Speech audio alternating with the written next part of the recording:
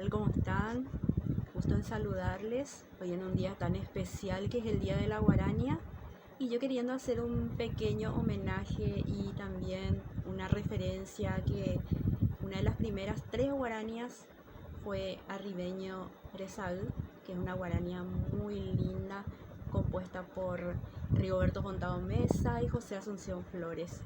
Y quiero cantar un segmento de esa guaraña y también una canción que es una de mis favoritas y que es Recuerdos de Pacaraí para todos ustedes. Vivir sin otra ilusión,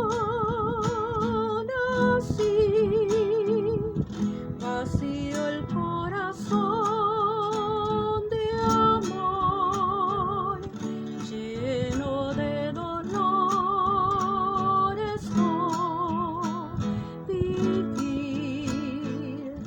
Yo prefiero vivir sin amor y mis penas al viento cantar y a solas con ellas llorar y saber mi dolor. Arribeño mi Rezagui poco Rezagui pa upeba koshe.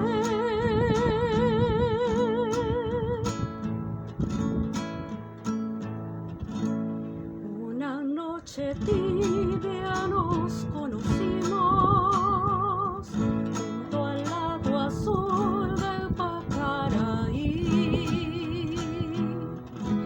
Tú cantabas triste por el camino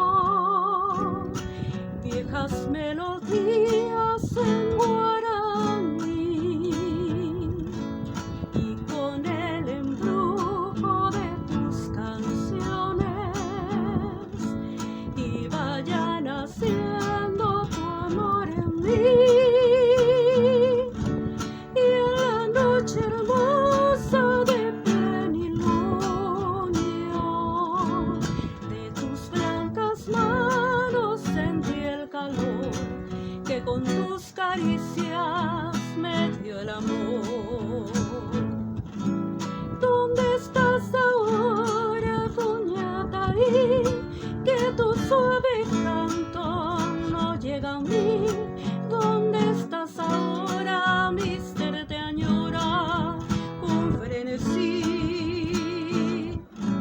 Todo te recuerda mi dulce amor junto al lago azul del Pacaraí. Vuelve para siempre, mi amor te espera, Cuñataí.